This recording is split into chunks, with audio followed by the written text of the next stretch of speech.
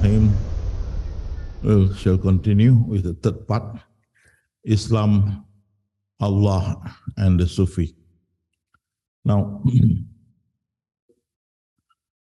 first we see the exaltedness of Allah subhanahu wa ta'ala, and you can see his your Lord is indeed most kind, most merciful. See, very clear. Allah is most kind, most merciful. Allah is most gentle to his servant. Okay. Why are these attributes never mentioned? Stress. He is the most forgiving, the most loving. Allah subhanahu wa ta'ala. Indeed, he is ever forbearing and forgiving. For Allah is to all people most surely full of kindness, most merciful. Is Allah who is the perfect in justice, doing justice, no? Allah is never unjust to his servant. Indeed, Allah wrongs none, not even as much as an atom's weight. Never will ye be dealt with unjustly in the very least. And yet people say Allah is unjust, Allah is cruel or diabolical, a lot of nonsense that talk about Allah. God does not wrong people at all. It is they who wrong themselves. Woe to you people for the way you describe God. Okay? Now the accusation towards our beautiful Allah subhanahu wa ta'ala, you see, every one of us have been this destined dweller of hell or paradise, and they say this unfair. We're born destined to go to hell. It's unfair. Okay? The route to achieve our destiny has been made easy for us. It's unfair. We're born designated hell dwellers, live as hell dwellers, and died, go to hell. It's unfair. Okay? We'll see to that later. Allah that inspired us to do wicked things and the right things, he inspired us. So why punish us? Allah that lead astray whom he wills and guide whom he led us astray. Why punish us? And see how he punish. When their skin have been burned, we shall replace them with new ones so that they may continue to feel that pain. Burn, replace new one, burn, replace new one eternally. They are destined for the fire, and therein shall they abide eternally. When you're destined to be hell dweller, you will live there forever. Here is a comment. The idea that a good God would send people to burning hell is utterly damnable to me. The raving of insanity, superstition gone to seed. I don't want to have anything to do with such God. Reverend Franklin Graham, the God of Islam is not the same God of the Christian or Judeo-Christian faith. It is a different God, and I believe it's very evil. And Islam is a very wicked religion. I've steered clear of God. He was incredible sadist. By the year 2000, we will, I hope, raise our children to believe in human potential, not God. If there is a supreme being, he's crazy. If divine maker fashioned everything that exists, he designed breast cancer for women, childhood leukemia, cerebral palsy, leprosy, AIDS, Alzheimer's disease, and Down syndrome. He mandated foxes to rip rabbits apart. Bunnies emit a terrible shriek at that moment, and cheetah to slaughter fawns. No human would be cruel enough to plan such horrors. If a supernatural being did so, he is a monster not at all merciful. And sometimes show tsunami. Why God send down tsunami, kill millions, or earthquake, million die, or fire, or flood, all the animals killed, crop destroy, life gone, or send the insect and destroy plantations, or destruction, ships, aeroplane, train, car, killing people, or world wars, million die in world wars. Why? If he's merciful, why? Why he destined all this to occur? That's the question people ask. So we have to correct this flaw. It's not correct to say a lot of nonsense of God wrong. Because exalted be Allah above what they attribute to him. He is above what you say. And they have not shown Allah his proper reverence. No just estimate have they made of Allah, such as is due to him. O ye who believe, if you help Allah, he will help you and make your foothold firm. And that's what we are doing. We're trying to show the world why you're talking nonsense about Allah. He is gentle, benevolent, merciful. He won't harm you as slight as atom. He does not harm you, you know. Allah most certainly help those who will help him. But Allah immensely strong, overwhelmingly mighty. It's our job to help him clear his name. O young ones, protect Allah's religion, and Allah shall protect you. Protect Allah's religion, and you shall obtain Allah's protection. First, everything belongs to him. Right? That is the first point we tell people. Hey, everything belongs to Allah. Is here. But to Allah belong all things in heaven and on earth. Even the unseen belong to Allah, absolute possession. Into Allah belong the east and the west, absolute possession. And Jesus say, you are just, O Lord our God, because to you only belong honor and glory without end. All things created belong to Allah in such wise that nothing can lay claim to anything. Let Jesus say, all things created belong to Allah. You cannot claim anything because all belong to him. That's soul, sense, flesh, time, goods, honor, all are God possessions. It's not ours. You see? And then you see again here, you see that even profit, loss, hope, despair, as well everything else are but from him. Is from Syekh Abdul Qadir Jalan. And the Quran say, to whom belong the earth and all being therein. And if you know, they will say, unto Allah. So if belong to me, don't you understand? Will you not remember? This all belong to me. Okay. One have no share in that which he owns. What he owns, which Allah owns. You have no share in his ownership. We do not own anything, but Allah owns everything. And Zubair asked, oh Rasulullah, I have water and a date and water, a cup of water. Will this also be accounted? Rasulullah said, yes, that also belongs to Allah subhanahu wa ta'ala. So you see, which of God's favor you deny? Which of the gift of the Lord you dispute about? Everything belongs to him. And what Syekh Abdul Qadir Jalani said, he's our God, owns everything. A wrongdoer is one who meddles with others' property. What property got meddled? What your property got meddled? Sure. You say God unfair. Where is what property? What is your property got meddled? Syekh Abdul Qadir said, a wrongdoer is one who meddles with others' property. Show me where is your property.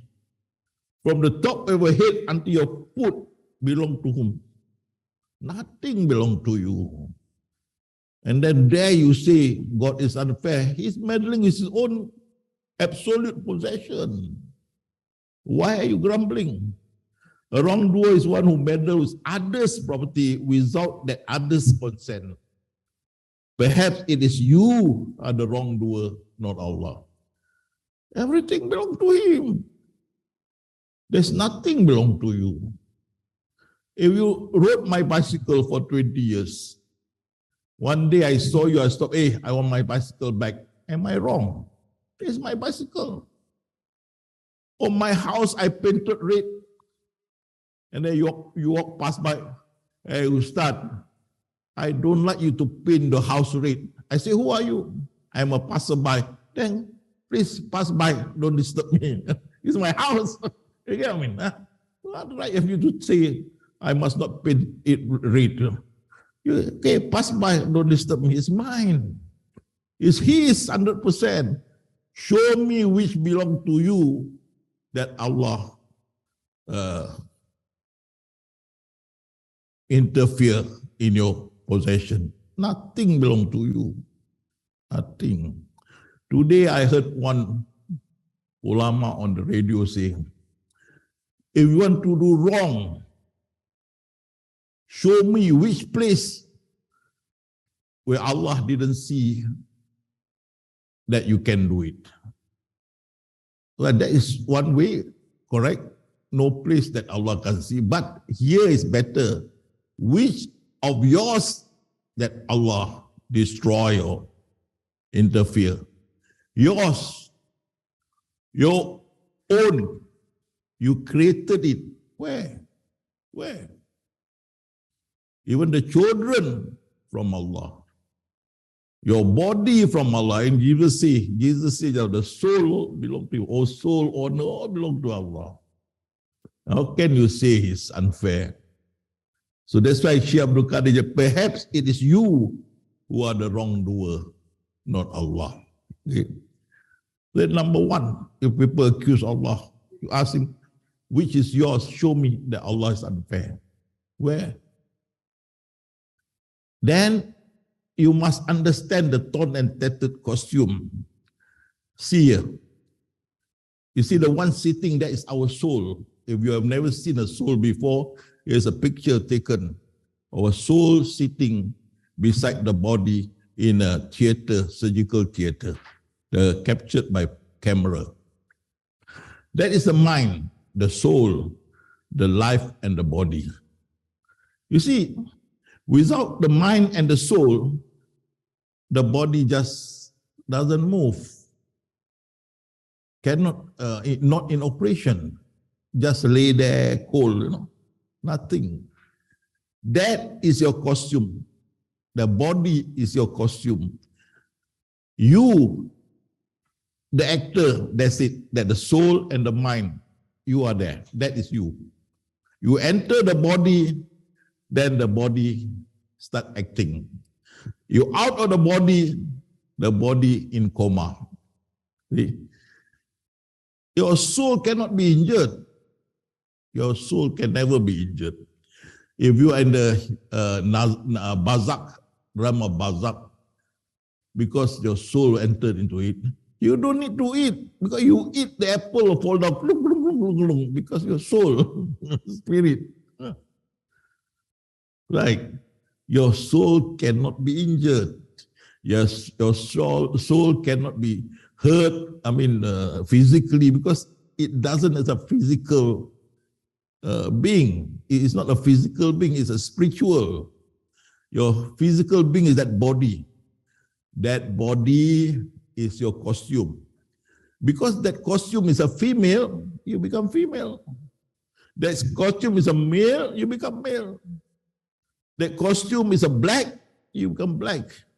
White, you become white. Chinese, you become Chinese. That is your costume. You have to act according to the costume given to you when you are born. Okay. And when that costume is torn and tattered, you buried it. You bury the costume. And yet people revert the costume. crazy, cry, make a shrine of the costume, earth to earth.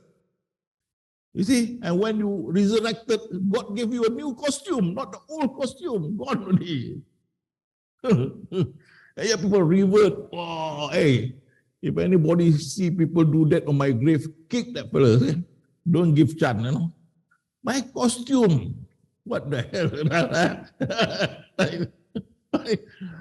After a few years, you dig up earth to earth. When you are resurrected, new costume God gave you. New costume. This is a costume. And God is merciful when the costume cannot be used anymore because of motor accident, injury, whatever cause, sickness, right? When anything happened that caused the body, the costume torn and tattered, cannot be used for acting anymore, God released our soul. He is so great, Allah. If God didn't release when you have cancer, and the cancer is so bad, God did not release your soul, oh, you'll be in pain for the whole of your life. But Allah had in the Quran say, I shall never cause people to bear more than he can bear. So when it's too painful, you fainted. Again, if too painful, you can't take it, you die. So merciful. Allah released our soul, which are never injured. It doesn't have physical features. It's a spirit. Allah released merciful of him. He said, okay, no need to act anymore. I take your costume away. You are released. Without the soul, without the costume, the soul is back like former. No race, no gender, no culture. That when you are born, this divided us before. No. You're back to square one, a soul without race, religion, culture, language, nothing. This all forgotten, left behind when you enter the barzakh world. And that body back to earth, resurrected, new body.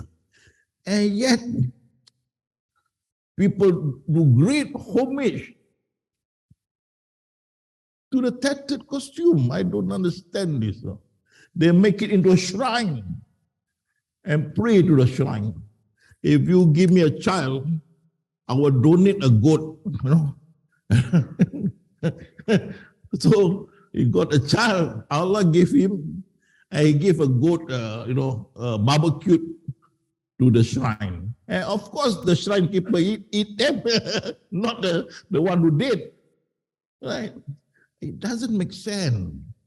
You shouldn't cry or shouldn't. Instead, you thank God. Inna lillahi wa inna rajiun. No? And you say, thanks God for releasing the person who had died from whatever misfortune he has occurred to him. You must be thankful. Yes, of course, it's sad. In a way, I tell you what, it's sad. To me, the saddest part about death is that there's no more now husband and wife, That relationship is gone already. Because acting is over. Of course, it's fair also for the wife. Otherwise, in paradise, she cannot enjoy. Fatima, make me coffee, please. In paradise, it's unfair, isn't it? Fatima, massage me, I'm tired. It's unfair. She's an actress, you are an actor, you act together according to the script Allah gave. She is entitled to enjoy paradise absolutely. You also. And all 33 years old, even the children, 33 years old. Enjoy. Absolutely. Of course, you recognize, this formerly was my wife, formerly that I'm acting. It's like all of us actors on the stage. After acting, we go home. No more acting. Okay, finish. Halas, finish. Same here. You act according to the script, the takdir. Finish, halas. Go back. Rest in the barzakh world. Resurrected with new body. Go to paradise. Every one of us who acted very well, who is obedient to the script, and all of us obedient to the script. Okay. So what the hoo-ha about tethered? Oh, God give you leukemia. Leukemia to the uniform. Cancer to the uniform. Oh, he got shot by bandit. Uniform. If I use a bulletproof vest, and then you shoot me, it destroyed the vest, but not me. And then I was awarded a beautiful castle. Who do not want? Because my body is not destroyed, only the vest. And I have a beautiful castle. Same Allah. Your costume destroyed, but not your soul. And he gave you paradise. You don't want. You must be crazy. Right? Yes. That's how great Allah is. The costume. Right? Especially costume over 70.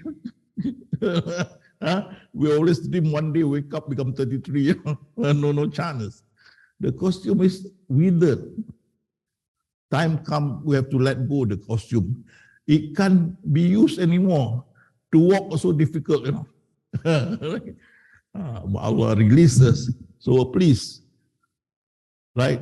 What happened to the costume? Don't revert or respect it. You see, oh, no soul doth Allah place a burden greater than it can bear.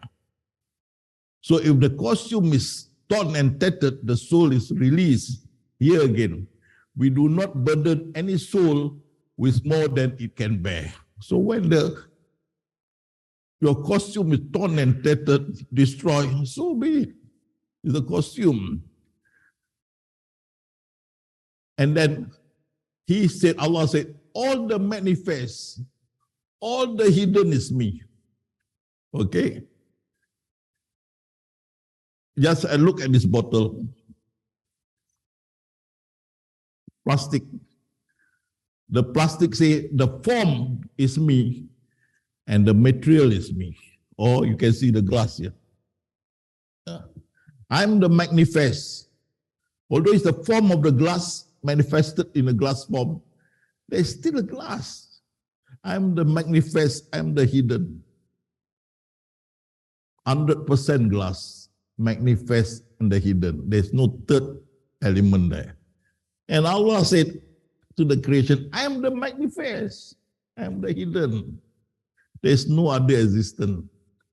When I say the outward is me, the inward is me, there's no other existence. He is the manifest and the hidden. And that's why he say, oh Muhammad, it's not you who killed them, it's me. See? Because if you have the sight of a marifat, you see clearly the one that slew him is Allah himself through his continent. Okay? And not us. We don't exist because manifest is him, the one who got killed is him, the one who killed also him.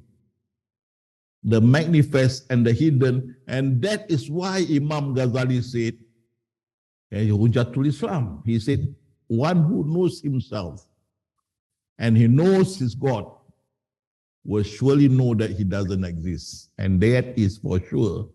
You don't exist. If you exist, Allah exists, you have shed his existence. He is no longer all existing. Okay.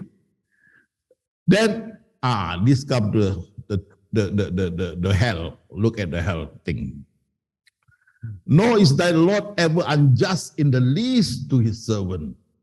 Indeed, Allah wrongs none, not even as much as atom weights. And indeed, we have warned you of an imminent warn.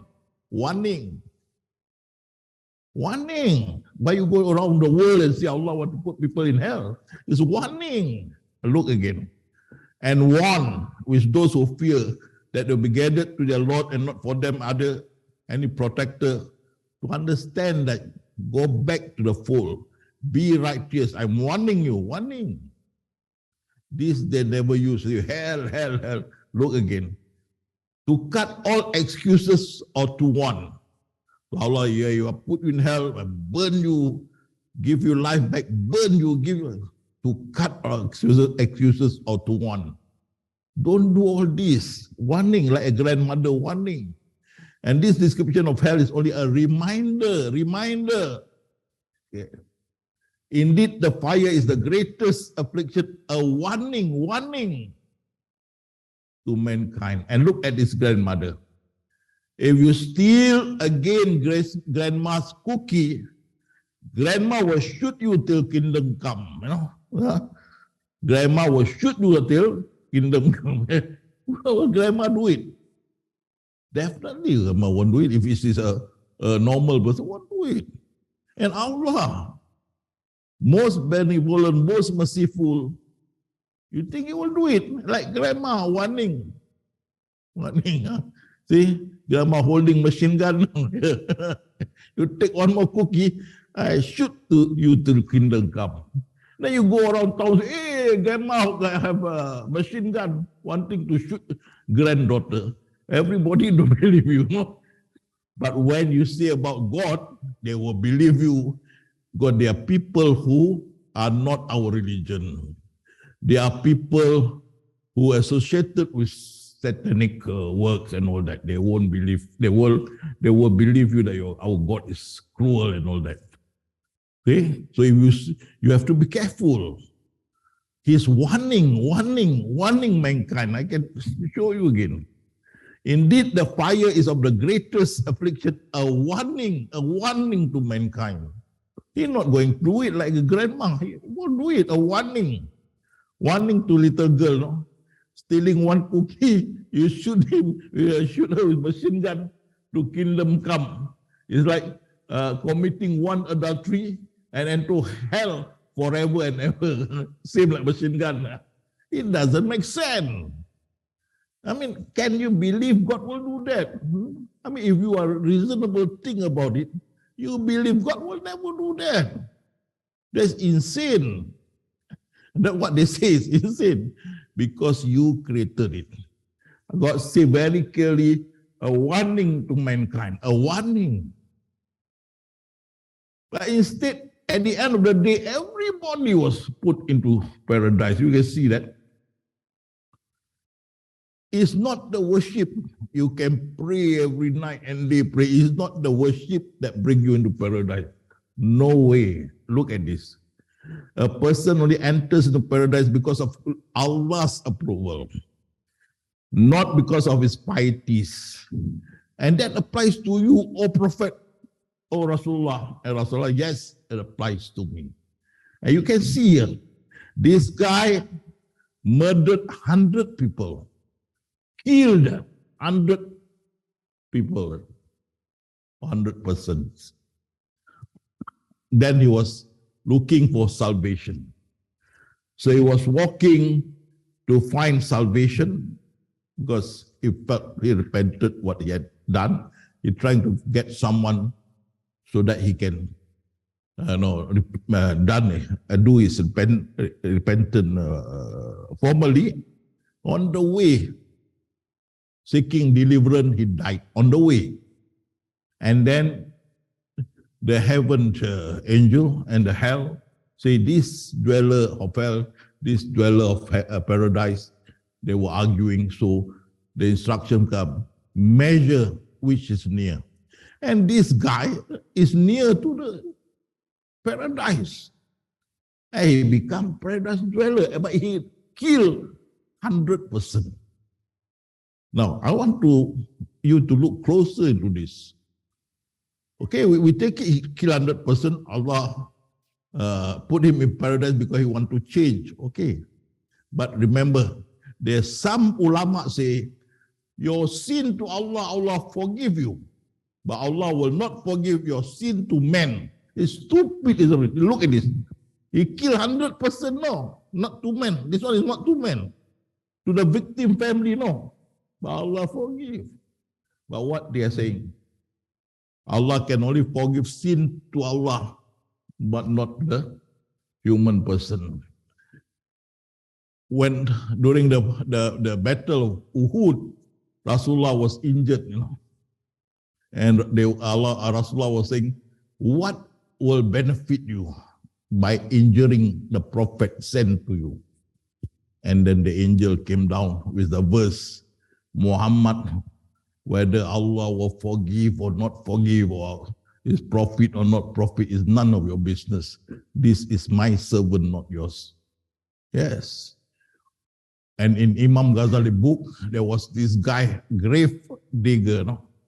He raped the corpse. Beautiful corpse. He raped. He gone bonkers. He's supposed to bury the body and rape it. After that, he regretted. He went to see the Sahaba. Can I repent? The Sahaba said, no way, no way. He went to see Rasulullah. Rasulullah said, no way. So he went to the desert and prayed night and day for Allah to forgive him. And the angel went to Rasulullah and said, oh Rasulullah, this guy that had come to you, Allah has forgiven his sin. Look, Allah is different. He's most merciful, most gentle. Now we come back to this question. Somebody took to ask me, I'm being raped. So is this fair? Right. I say, is it fair for you? One time you're being raped, you make hoo-ha. I just heard the prostitute say, yesterday, 399 times, 399 times I committed adultery. What hoo-ha you make? And she repented. Okay. Your soul is not defiled. Your costume is defiled, and which you buried. Okay. So even here you see this example here. A prostitute used her shoe to fetch water for a dying dog. For that, all her sin were forgiven. Look, your costume defiled by being raped. Your costume defiled because of drug. Your costume defiled because of liquor and whatnot. It's your costume. So what big deal about it? Even if you're being raped, you can still be a holy person because it's your doing, not your doing. Okay. What is yours that Allah is unfair? Even the body didn't belong to you. Right? So, and this is the best. When the Christian talk a lot, I give this, they keep quiet. They didn't expect. This is from Gospel Barnabas. Jesus prayed to Allah, Allah, please forgive Iblis.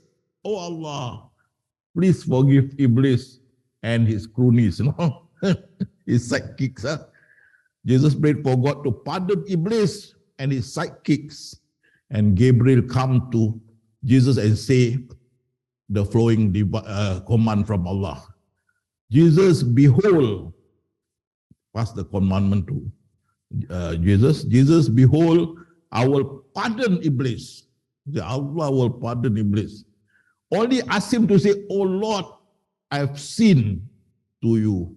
Please have mercy upon me.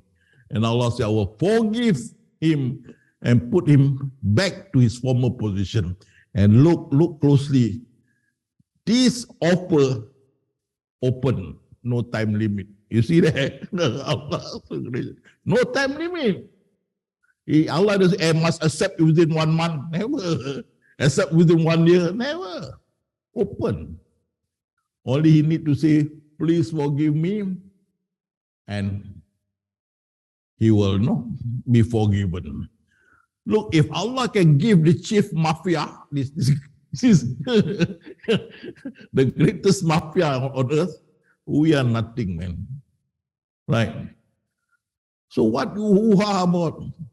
He's gracious. He's willing to forgive us.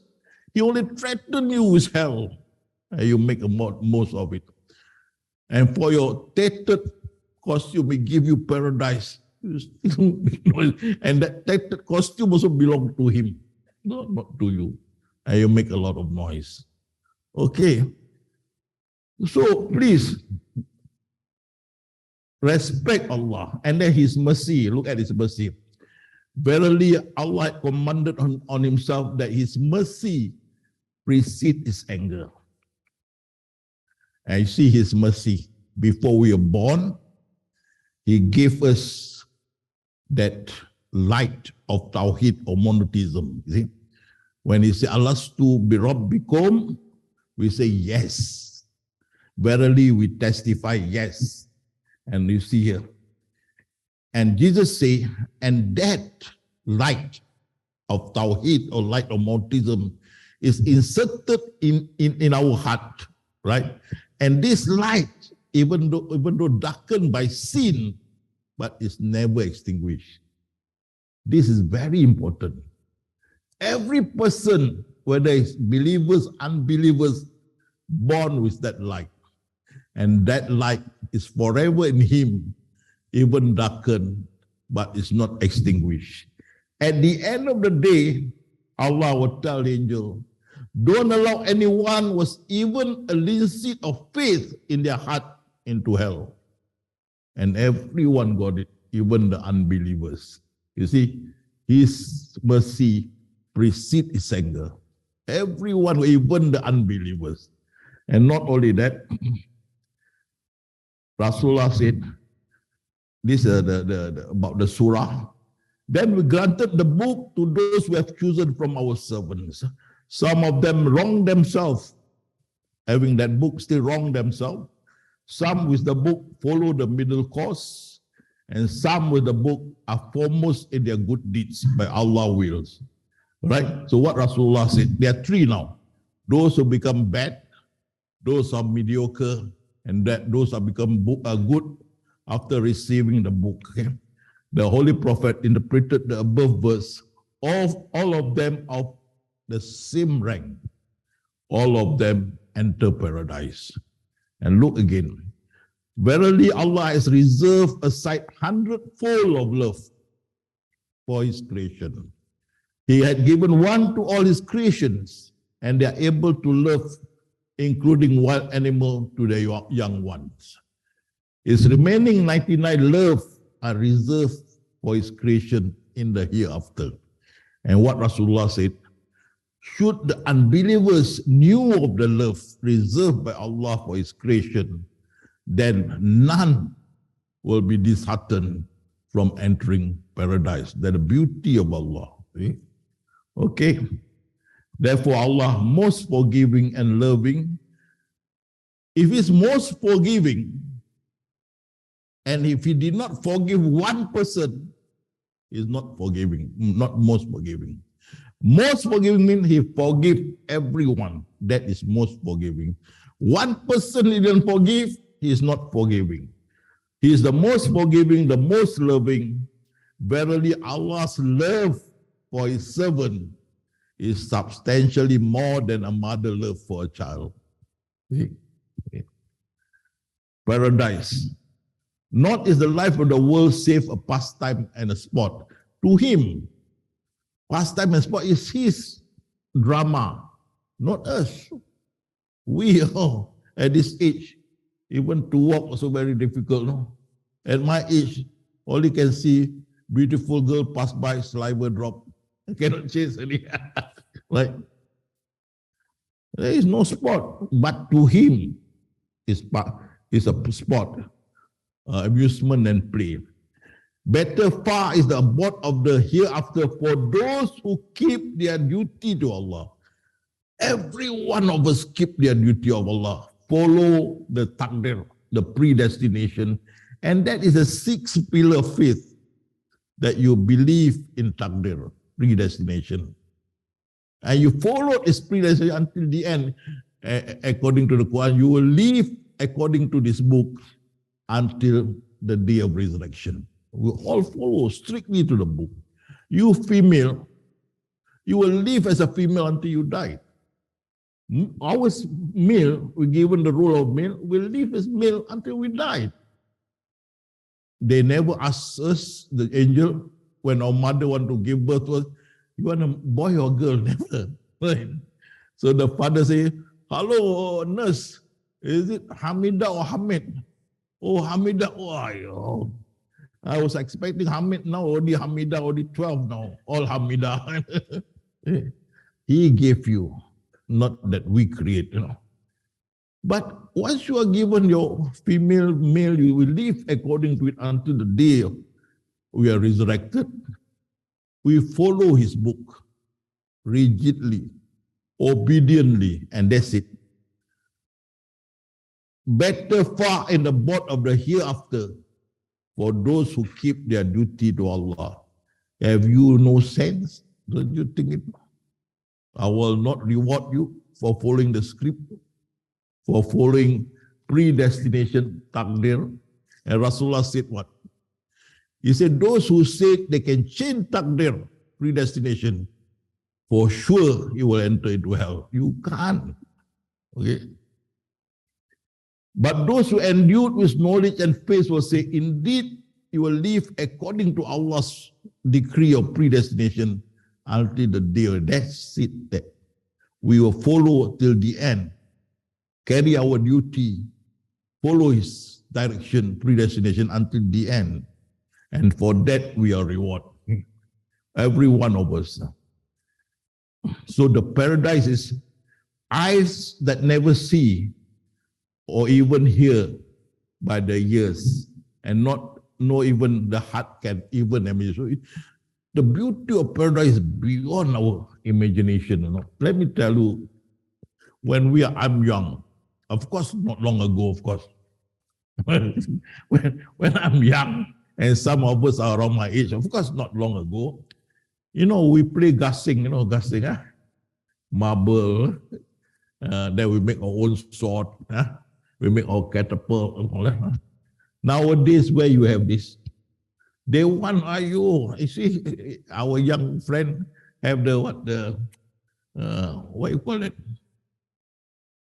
Not laptop, what you call it? Huh? What did he hold that one? Tablet. They can now, very smart, even the handphone, they know how to handle it. We still learning. Everything got scolded by my daughter for failing to learn. Too advanced for us, But during my time when we are young, we only have the home phone, you remember? The black one, and very heavy, you remember? Drop on your leg, you'll be bandaged for months, That kind. Now they have handphone everywhere. They are so advanced. And this is 2022. According to scientific research, the world will end 10 billion years when the sun expired. The sun expired is 10 billion years. We are now 4.6 billion, another 5.4 billion to go. 10 billion years, the sun expired. The energy of the sun become weak, the planet will collide with each other, and that cause Armageddon, And this only 4.6 billion. Let's say we go to 7 billion.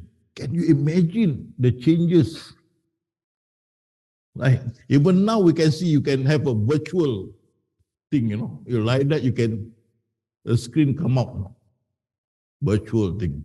In future, you don't know what kind of thing coming out, And in paradise, that is a 10 billion to 12 billion years. What are the products? Very, very advanced. Like, there'll be a lot more coming up. Allah, knowledge is so great. Okay, so we cannot imagine it now because we are still primitive. These are too civilized, too advanced. That's why it's eyes that never seen ears that did not hear, or heart that cannot imagine. Okay. And here also, of this delight, Isaac the prophet said, the eyes of men have not seen, his ears have not heard, nor has the human heart conceived that which God has prepared for them that love him. Know you, wherefore they have not seen, heard, conceived such. It is too far for us to imagine, because definitely 4.6, another before the Armageddon, 10 billion years, there's 5.4 billion years to go. There are a lot of changes going on. We cannot imagine it now because we can foresee those kind of things, you know. If we can foresee, of course, we'll be rich, right? We set up a company and produce the product. We don't see it. Okay. So paradise is something so great, so beautiful, you cannot even imagine it now. Because so the true guides, coming to true guides, so are those equal? Are those equal, those who know and those who do not know? Please bear this in mind. If you have understood what I've lectured to you, then you have the knowledge of God. Then you are not blind, you have knowledge. You are not blind, you have knowledge. And this is a level very high. Okay? That's why if you go to Tariqat, they say it's high level. You have a Sharia, Tariqat, Hakikat, Marifat. We straight away, Awaluddin, Marifatullah, because we are the ways of the Prophet, not the ways of the saint, which is a Tariqah. We are the way of the prophets. Tasawwuf, the way of the Prophet. Sufism, the way of the prophets. We teach you the knowledge. With a certainty of knowledge, you reach a certainty of vision. Then you have knowledge, you have vision. So you have knowledge. Those who have knowledge is never the same with those who have no knowledge. Those who are blind can never be the same with those who can see. You can see everywhere you turn. Behind this form is the essence. Behind the essence is what? The container. Everywhere you turn. It's like you can see straight away into your bedroom without going to your sitting room, without going into the door. Straight away, zoom, you can see your bedroom, you know. It's like that. You annihilate this straight away, you are facing the container. So you have the knowledge, you are not blind. So Allah says, it's never the same those who can see, those who cannot see. It's never the same those who know and those who do not know. And also in the Quran, the parable of two groups is that of the blind and the deaf, and the seeing and the hearing. Are they equal in comparison? Will you not reflect?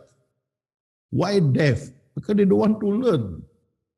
They think that they have enough, but what they are learning are rules and rules and rules, but not knowing God. You see, as I said earlier, when Rasulullah taught the knowledge of God, the companion, there was no Sharia yet. There was no Salat yet. No Salat at the beginning. Okay, no Sharia also. Because the Quran just come in with Iqra. The instruction to Salat, to pray, when he went to Mi'raj, ascension, night ascension, then was given task to tell the Ummah to pray 5 times a day. So much later on, by the time Rasulullah taught them this knowledge, they are unbelievers. Okay? But they are not deaf. Deaf means you won't listen. You talk to them, come from to the right ears, come up to the left ears. They won't listen, they're deaf. So are those group who are blind and deaf equal to the seeing and the hearing? Those truly fear Allah among His servants who have knowledge, for Allah is exalted in might, often forgiving. How can those who know be equal to those who do not know? Only those who have understanding will take heed. He grant wisdom to whom he pleased, and to whom wisdom he granted receive indeed a benefit overflowing. But none will grasp the message, but only men of understanding. You know, you have the knowledge. So when you have this knowledge, especially the new one today, if you understood what I talk to you, open up the Quran, and you can see a different interpretation come to your eyes. Every one of us who have gone through this, I have confirmed this. I even started a class for the older followers, And before I can point them, they pointed, this is the ayat that contain the knowledge of God. After second class, I close it. What's the point? They saw. And many of you, when I talk, saw the knowledge of God in the verses of the Quran, which last time you were blind, you didn't see. Now you could see. Alhamdulillah. See? But none will grasp the message, but men of understanding. Many will read. There is one guy came back, Ustad, why this guy opened the secret in this book? I remember the book was Sufism in the Quran.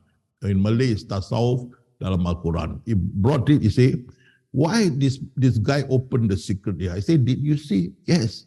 1,000 read it, can't see. Unless you have the knowledge, then you can see. Otherwise, you can't see. But none was grasped the message, but men of understanding. Allah said, my sign in every corner and everywhere, and also in yourself, is sign. You can't see. Allah say you're blind now, in the hereafter will be worse for you. Okay. That's a threat. We elevate by degrees whomever he will, and above every person of knowledge, there's one more learned. So Moses will say he thought he was the most clever person. Allah sent to Khidir. You see? And when Khidir killed the boy, Moses was upset. That is the grievous wrong you're doing, Sharia. Grievous wrong. Killing a young boy. When Khidir damaged the ship, you have done a grievous wrong. And what happened? Khidir say, hey, this is our parting. You can never be patient with what you don't understand. So let's part. So they parted. It's different. People who have knowledge and people who can see, with people who have no knowledge and people blind. They can't. So that's why we elevate by degrees whomever we will, and above every person of knowledge, there's one more learned. Okay? And I learned. Yesterday I spoke to have a long discourse with a friend, Mr. Samsu, and I learned two things from him, new things. And every time I look forward to talk, maybe I can talk to many, but one or two will give a pointer that to you, this point open up a new frontier. It's very difficult, but worthwhile talking and listen and get this pointer. Very interesting. Okay. This is what Khidir said to Moses. How can you have patience about things you don't understand? Be patient. And then he said, this is the parting between you and me. Remember, this knowledge is a high level knowledge. Thanks God we are given this knowledge. We are the Sufism, the way of the Prophet. We are not Sufism, the way of the saint, which is a tariqah. Okay, ours is Awaluddin Ma'rifatullah. Theirs is Syariat, Tariqat, Hakikat, Ma'rifat. Different. Okay. So to them is a higher level. To us in the beginning. Awaluddin. And so the parable of those who bend on denying the truth, and there are people who just you don't believe, so don't waste time. These are low intelligent, cannot understand, don't want to listen. God say they are deaf and blind. Just leave them alone. It doesn't bother us if we don't want, we don't care. But Allah want to bring them to have knowledge, inshallah, they will get it. Okay, but they sometimes cannot accept us because they are entrenched into their belief that everything not within the Sharia perception cannot be right. But we are Sufis, we are not Sharia scholars. We are Sufi. Sharia scholars, you need degrees. I'm happy I've got master's degrees in Sharia. Fair enough. If I want to teach Sharia, I have no problem. But as a Sufi, you don't need any degrees. That's why many of you, alhamdulillah, which have no paper, but you are very good in this line. And that's what Sahabat, the companion, they are illiterate. Most of them during Rasulullah time can read and write. Rasulullah also can read and write. But yet, when it comes to Sufism, you don't need a degree. The knowledge you get, the knowledge is the higher level. Why I say higher level? Look at the tariqat. Syariat, tariqat, hakikat, marifat, the highest. And Syekh Abdul Qadir Jani said, once you reach the marifat in the tariqah, your teacher will release you because same level. And then in the salsila, the lineage of teachers, your name will be there. And you can start teaching. Higher level. For us, every one of you already marifat, Awaluddin. And what we are now doing, try to present the best conduct and pieties for Allah subhanahu wa ta'ala. Wake up at night, pray until dawn, daytime fast, read the Quran, charity, love among mankind, really fearful of God, live austerity, all that, That's what we are doing, okay? So the parable of those who are bent on denying the truth is that the beast which hears the shepherd's cry and hears in it nothing but the sound of a voice and call. Yeah, those people you talk to them, teach them, they just not bothered. Leave them be. It doesn't cost us anything. Just leave them be. Deaf are they and dumb and blind, for they do not use their reason. Whoever is blind to the truth, what is the truth? Wherever you turn, there is my wajah container. I'm seeing you, I'm watching you, I'm hearing you. These are the truth. Okay. But you can't see in this world. Therefore, in the hereafter, you'll be blind and even far more astray. This Allah threatened. And certainly, we make numerous for hell, many of the jinn and mankind. They have heart which they understand not, and they have eyes which they perceive not, and they have ears which they hear not. Those are like flocks. Nay, no, they are one who go astray. Those, they are the one who are heedless. And look at this Professor Jeffrey Lang, what he says.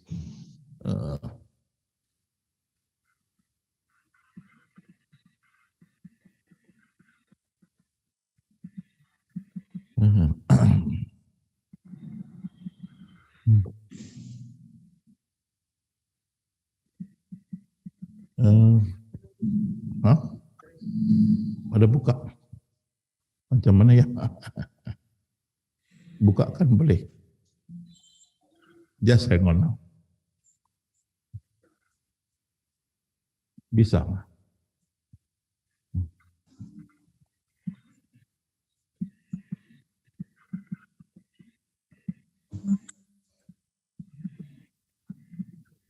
If we look to the Quran, we'll find that 3%, you just take all the verses in the Quran that are of a legal nature.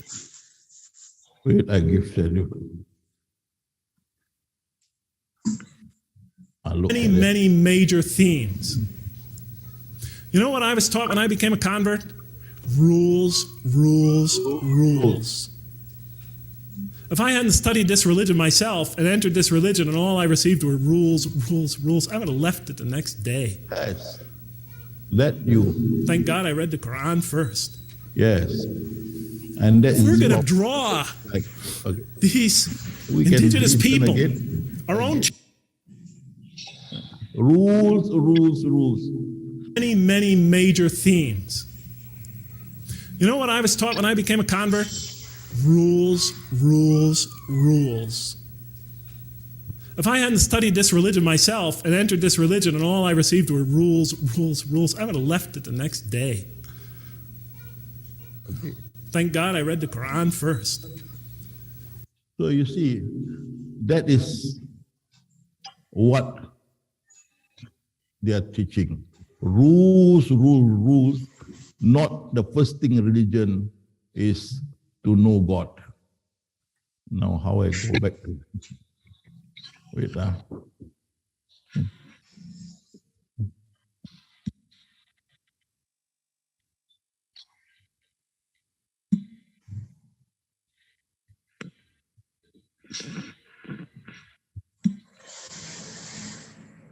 Okay.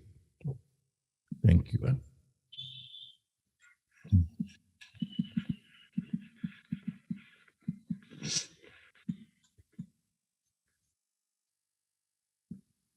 So that is the end of my lecture.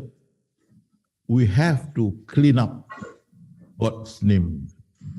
It's never what they accuse him. Never. It's just like grandmother frightening the grandchild for stealing her cookies, that she will kill the child or cut the leg or hand one. But it's just a threat, not serious. And also the fact that your body is just a costume.